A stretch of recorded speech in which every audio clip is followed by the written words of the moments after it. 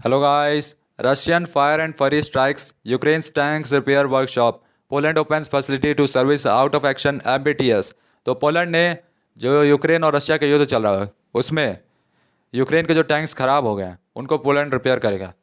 तो रशिया और यूक्रेन का जो प्रिपेयर करे अपने रिस्पेक्टिव स्प्रिंग ऑफेंसिव्स के लिए यानी आने वाले युद्ध के लिए कीव ने अरेंज किया है आउटसोर्स करने के लिए अपने टैंक रिपेयर फैसिलिटी को अपने नेबर और दोस्त पोलैंड के साथ। Poland Bumar Labedy tank plant start करेगी रिपेयर करना डैमेज्ड यूक्रेनियन T-64 टैंक्स को।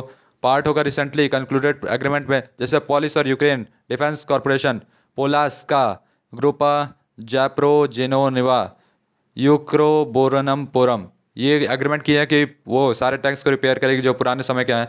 और ऑफिशियल प्रेस रिलीज PGZ की तरफ से बुम्बार लेबेडे प्लांट को जाना जाता है उसकी टास्क के लिए क्योंकि ये बनाया ही गया था मेंटेन करने के लिए और अपग्रेड करने के लिए पॉलिश टैंक्स को जो कि बेस्ड है सोवियत इरा डिज़ाइंस पे। और T-64 is a vintage Soviet era tank that Ukraine has extremely deployed in the ongoing conflict. तो यूक्रेन इस टैंक का बहुत यूज़ करता है T-64 और ये सोवियत इरा के समय का है और यूक्रेन में इस टैंक की बहुत ज़्यादा ज़रूरत है इसीलिए इसको पोलैंड बनाएगा। और absence of any cutting edge western tanks यानी वेस्टर्न कंट्रीज़ ने कोई भी टैंक देने से मना कर दिया है तो यूक्रेन को फोर्स किया गया अपना खुद का आर्चाइक टैंक्स को यूज़ करने के लिए जो कि collapse of the former Soviet union से मिला हुआ था। जब सोवियत यूनियन गिरा था तब उसके जो छोटे छोटे पड़ोसी देश थे उनको टैंक दे गए पुराने ज़माने के यानी सोवियत इरा के। और उसमें जो टैंक्स थे उसमें T-64 जो है बहुत ही पुराने हैं यानी डबल हैं जिसमें ट्रूप्स जो है ऑपरेट करते हैं अभी। तो जो ट्रूप्स रशिया यूज़ करता है और जो यूक्रेन टैंक्स जो यूज़ कर रहा है और जो टैंक्स है मान लो 20 साल अगर पीछे मान लो कोई पुराना टैंक है तो उससे 40 साल पुराने टैंक्स को यूक्रेन अभी यूज़ कर रहा है। मान लो रशिया ने 20 साल पहले अपना नया टैंक बनाया है और तो यूक्रेन 40 साल पहले का टैंक यूज़ कर रहा है समझ रहे हो डबल। और ऐसा यूरेशियन टाइम्स के द्वारा कहा गया है यूक्रेन आर्मी ऑपरेट करी है बहुत सारे सोवियत इरा टैंक्स को जिसमें T-64 है T-80 है T-84 है T-72 है रिसीव किया गया है ईस्ट यूरोपियन कंट्रीज़ द्वारा। और जो कंट्री है ये रेपुरबनिस्ट और डिप्लॉय करिए सेवरल टैंक्स को captured from the Russian combat. तो रशिया से छीने हुए टैंक या कब्जे में लिए हुए टैंक को भी यूक्रेन यूज़ कर रही है उसके खिलाफ और ये ज़रूरत होगी इसकी रिपेयर फैसिलिटी की रन करने के लिए। तो जो टैंक्स है जो डिस्ट्रॉय हो रहे हैं उनको ज़रूरत है रिपेयर करने के लिए इसीलिए पोलैंड मदद करेगा यूक्रेन की।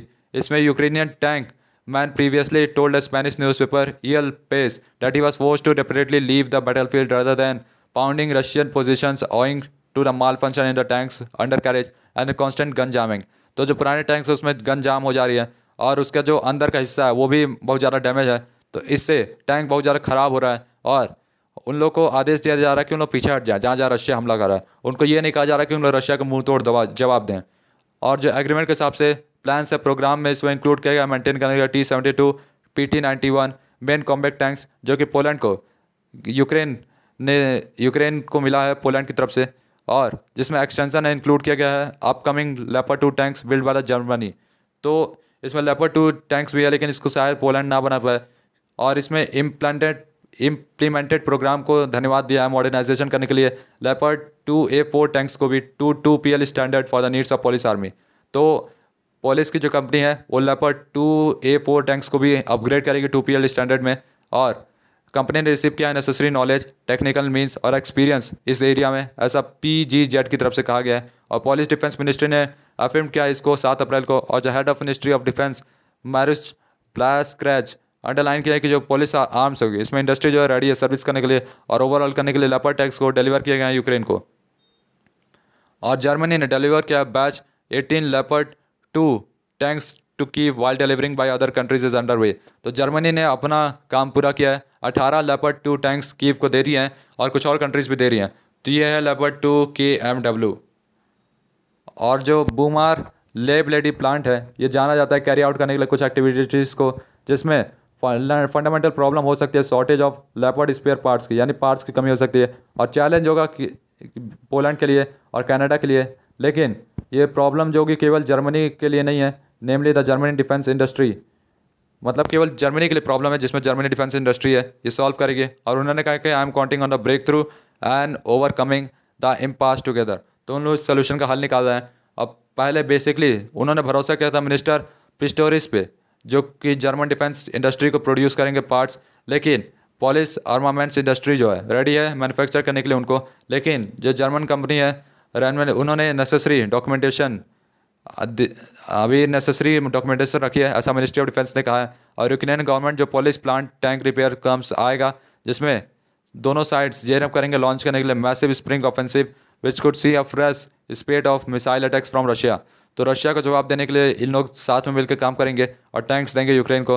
अब प्रीवियसली मिसाइल अटैक्स में मॉस्को के ट्रूप्स जो है ये ओवरवेलमिंगली टारगेट किए गए थे यूक्रेनियंस रिपेयर फैसिलिटीज़ पे। तो यूक्रेन जहाँ अपने टैंक्स बनवा रहा था, मतलब अपने यूक्रेन में जिस देश में, तो उसी देश में रशिया ने ताबड़तोड़ हमला किया उस फैक्ट्री पे जहाँ पे यूक्रेन अपने टैंक्स बनवा रहा था, जिससे यूक्रेन को समस्या आई अपने टैंक्स को ना बनवा पाने की। तो गाइस तब तक के लिए goodbye, tata bye bye.